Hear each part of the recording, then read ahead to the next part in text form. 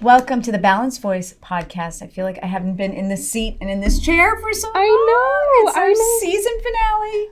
I can't believe it. I can't believe it. And every season, we're on season 3, is going to end forevermore with our executive producer, Sydney Zuiker, talking about the season. Sydney, how are you, first of all? I'm good. I'm glad for the holidays. I'm exhausted. I know. I'm trying not to say that. It's been like a personal thing that I'm like, my life is full. I'm not exhausted, but I am ready for a break. You just finished finals. I did. Okay. I did. And that was like the most intense finals week I've ever had in my whole life. So I'm grateful to be back at work and not doing finals. I know, but you add so much as the executive producer of the podcast. So basically what we do, just a little background, because we're going to talk about our favorite shows and what this season shaped up to be like. And then we'll talk a little bit about the season coming up. But every season we look for guests and we'll say, Sydney, what do you think about this? What are your thoughts? Or she'll come to me and say, what do you think about this? What are your thoughts? And then I do my research. And then Sydney is sort of the brains behind weaving through all the research and important questions to ask, which I think is you, but also based on your master's. Definitely. I think that I am very lucky to be in school and also in work studying the same things. It makes my life very interesting, and I am forever saying, hey, learned about this, let's talk about that, or hey, I think this would be a helpful added element. It even influences a lot of our programming here. It does. And so we kicked off the season with a crazy interview. I mean, you couldn't top it. The whole season, it was like, we can't top that. We can't top that. So Sydney and Andy Kahn took a field trip to New York, and then I can't say the name of the correctional facility. We've got to Shawanagunk, where they had a sit-down face-to-face, sit down in the same room, face-to-face conversation with the son of Sam. I mean, historic, monumental, unbelievable in every way. And while Andy has a relationship and has been writing him and they've done legislation together, Sydney offered such a unique perspective I mean, you didn't grow up knowing about the son of Sam. No, I didn't know about the son of Sam really until Andy. I mean, I guess I'd heard the name before, but I didn't really dive into the son of Sam and how big of really an event the whole son of Sam killings were in New York. I don't think I fully grasped that even until I was in the city about to do this. And I was just feeling it. You're there and you're like, ooh, this is exactly where this took place. And this is a big deal. But it was really interesting because when we talked about it, Sydney, you posed some interesting questions. We're all about public safety here at Crime Stoppers, of course. Right. We're also about just punishment, speedy trials, a fair process from start to finish, rehabilitation, making sure people do not choose crime, investing in communities, being from kindergarten to 12th grade, and then all over the community where you are. But what was so interesting about the son of Sam interview is that he is potentially up for parole, and we actually start to have the conversation on whether or not he deserves to be let out. And you added, I think, a few unique perspectives. Well, first of all, thank you for that. I think that I, because of my studies, often see things just slightly differently than what we talk about frequently here. And so I really wanted to ask him, why do you feel you might deserve parole? And he kept saying, I don't deserve it, but I would be interested in it, which I think was incredibly shocking to me. I was not expecting him to say that because that's not really the tone he's had with Andy previously. He's often said, no, I should stay here. And even post that conversation, he's written me a few times. He even has sent me a couple books. And really, I know. It's like we get letters from the son of Sam. I know. To Crime Stoppers. And then it's like, Sydney. I didn't even tell my dad I was going. This is for you. Did you know that? No. I didn't even tell my dad I was going until I was already done with the interview because I knew he would be a little freaked out. My husband was fine about it because my husband knows. And your mom was with you. My mom was with me. Okay. You were texting me like crazy. Nonstop. Right. But my mom was stoic. She was stoic. She was like, it's all going to be fine. This is great. This is a fun New York trip. But the second I got back to the hotel, she just started bawling. And she was like, oh my gosh, I think I was holding my breath the whole day. Yeah. And so I didn't tell anybody. And honestly, I wasn't sure how I was going to feel about that interview. I actually came away really even more interested in what I'm studying because of it, because I think that there's so many calls for changes in our justice system, which, I mean, I'll be honest, I believe there needs to be some pretty strong changes in our justice system. But that interview was definitely life-changing, maybe. It was amazing. It was epic in every way. And we were so proud of Sydney and Andy for hopping on the plane, taking the initiative, figuring out how to produce a videoed podcast from inside this correctional facility outside of New York City. I mean, it was unbelievable on every level, and we're so proud. And, you know, I kind of stood back and said, you know, where do we go from here? We've had such incredible guests on this podcast series. We've had such incredible guests. And I think what's so beautiful is we went from something so epic and so historic to a walk through many conversations, what ended up being with parents.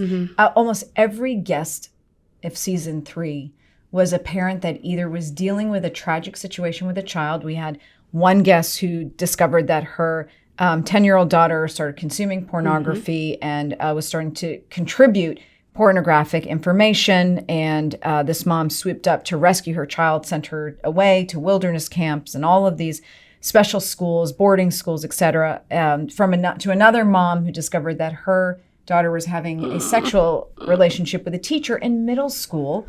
Unbelievable thing. But again, this mom created legislation and an actual action plan for parents moving forward. We've talked to fathers who were reshaping the discussion around pornography, to Chris McKenna, one of my favorites, I loved our conversation with Chris McKenna. I love Chris McKenna. The whole conversation around social media. I mean, every week was another layer. We had Nicole Kristoff talking to a family out of Alaska about the killing of their daughter due to dating violence. I mean, you took a step back, and it's like a season for every parent. This season was for every parent. I think that the way that each of our seasons has shaped itself uniquely and organically has been really fun to be a part of, but beautiful to watch, especially in this season that we're in at Crime Stoppers, that you're in personally. I think that really focusing on the needs that parents have is something that I've been really passionate about too. Our parents are calling off the hook. Hey, what can we do? How can we help our children? Our children are suffering from substance use and struggles online, and just the way that each of our guests broke things down in such an approachable way. I mean, I just said I loved Chris McKenna because Protect Young Eyes is their organization, and they break down how to create safe technological spaces in 4 categories that I just think are so helpful. He's so good. He's so good. And he shares it in snippets. So obviously he sat down with us for the podcast. It was episode 39. I have it in front of me here.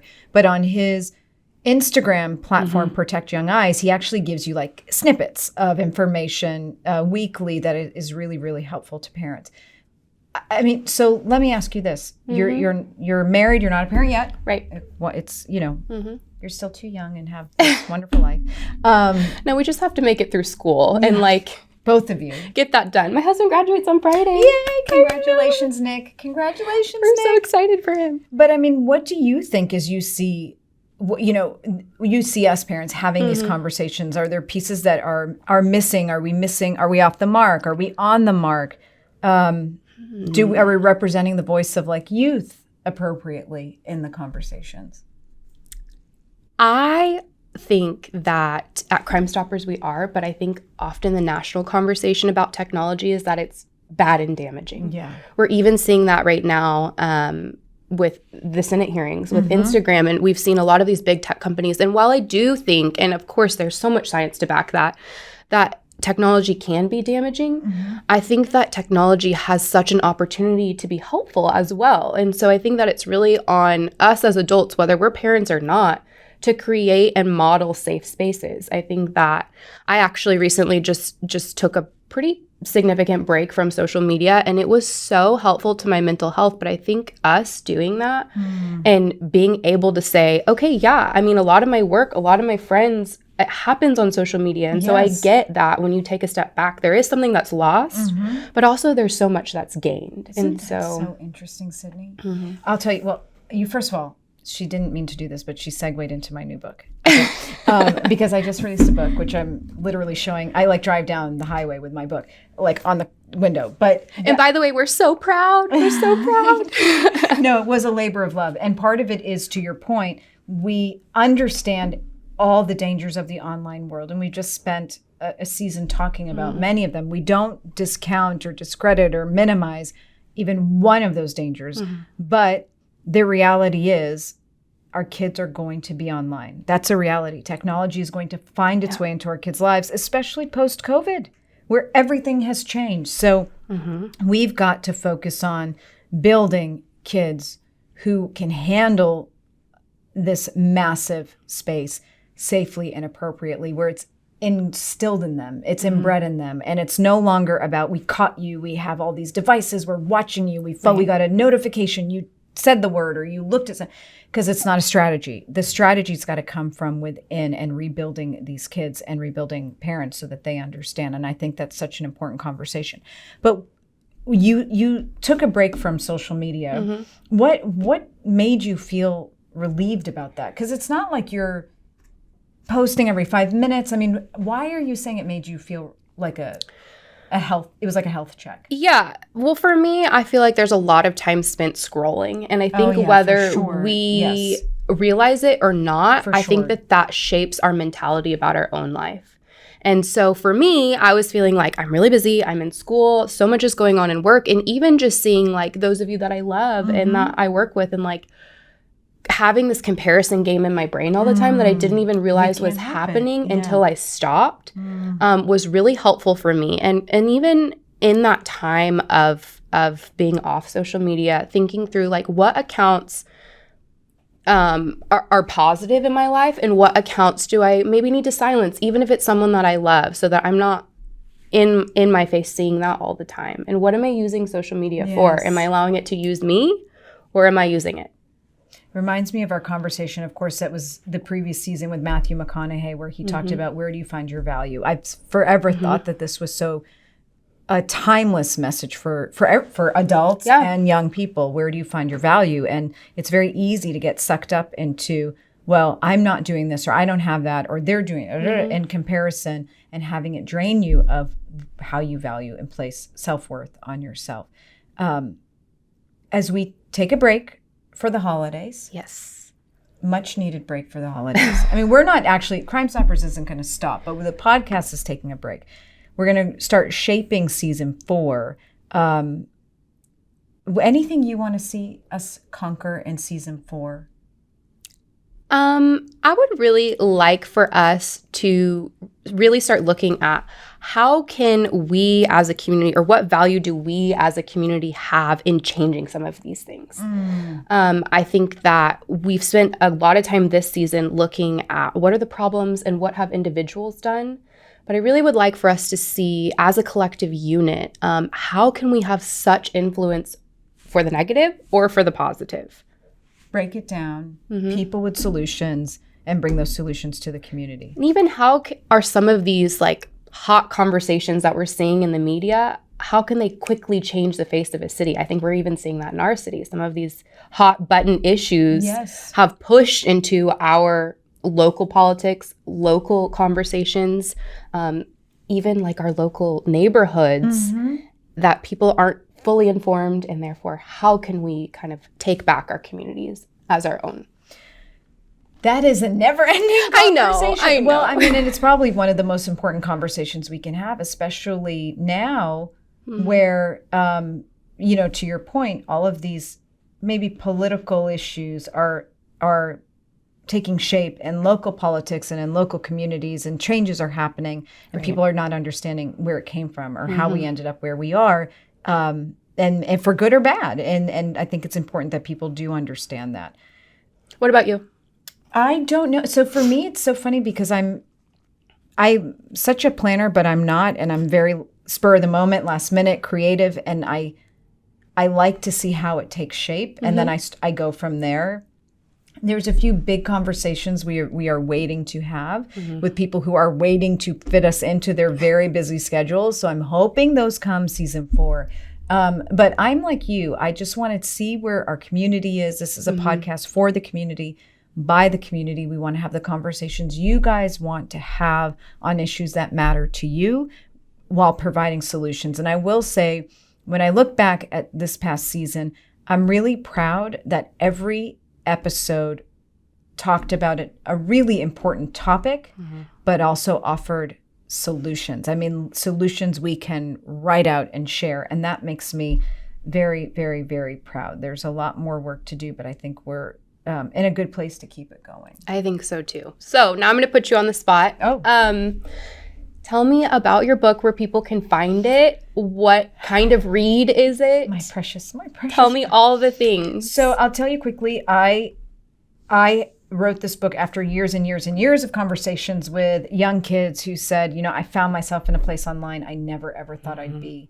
And then years and years and years and years of conversations with parents that are saying, I am so fed up. I'm so overwhelmed by the technology. I'm catching this, but I can't stay on top, or I've caught that and I can't stay on top of it.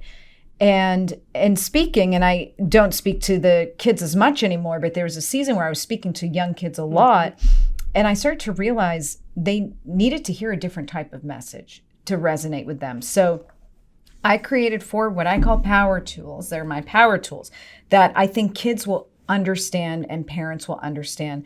And a very simple one, for example, is I tell every kid to post like a celebrity. Yes. I tell every kid. And I was recently in front of a group of 8th grade girls, and Caitlin was speaking. One of our colleagues, Caitlin, was speaking, and one of the 8th graders, before Caitlin got up, she said, "Oh God, you guys are going to tell us not to post and not to be on social?" And I thought, no, actually, we want you to post like a celebrity. And when I've given that presentation to other people at schools, the teachers are like, ugh! The parents are like, ugh! What is she saying? But the reality is, if you encourage kids to look at influencers and celebrities they admire and actually go through their platforms, you notice that those influencers and celebrities never give their home address. They never even do a picture of the front of their home. You never know where their offices are. You don't know the license plate number. Whereas our kids and, the average kid is showing everything at all times. So you're putting it in a way that kids immediately understand, oh, wow, they're being really public safety minded. And so the book goes through myths, parenting myths. It boils 2.2 million apps into 16 categories that you can easily tackle. And my 12 family exercises, my 4 evergreen family tools, and it's meant to be for a resource, an ongoing resource for everybody. Not stressful, an easy read. Easy read. That was what I was going to say. I had it in my hands for the first time, I don't know, maybe 2 weeks ago now at this point. Yeah. And I immediately opened it up and I was like, oh, it's like a workbook. Yeah. It's an easy read. I love. I think that that's such an important tool. It doesn't look intimidating. And I love your little tagline that says, finally, an online safety plan that parents that parents like and that kids can live with. I mean, that's the most important thing, and something that we hear all the time when we're presenting to kids. Like, we're going to use technology, and we want them to use technology. I wish there was a way around it. How many times have you talked to parents that are like, no, my kids are not online? And it's like, your kid has an account with like 1,500 followers. Yes. What are you talking about? Yes. Like your kid is online. Yes. Mm-hmm. So that means they're online with no supervision or no rules or parameters, which is what we don't want. So if we could delay technology for everybody, God, I would love it, because I, like you, find myself scrolling endlessly, and that's not good, but we can't. So I appreciate it. And we'll talk more about the book in the next season. We will. We'll put a link to where you can purchase it in the description. I guess, yeah. Amazon, Barnes & Noble. We will. Everywhere books are sold. I'll do it. Okay. We're so blessed at Crime Stoppers. We have the best team. Thank you for listening to our podcast. Please subscribe to it, rate it, share it, and then let us know what you want to talk about, what you want to hear about, and even the guests you want to see on the program, whether in person or via Zoom. We will take care of it. We love you all. We love the city, this county, the state, and beyond. Thank you, Sydney, for helping us put together such a great podcast. Thanks for letting me do it. So good. And happy holidays, everybody. Wishing you and yours a healthy, happy, and safe holiday season. We'll see you next year. Bye, guys. everybody.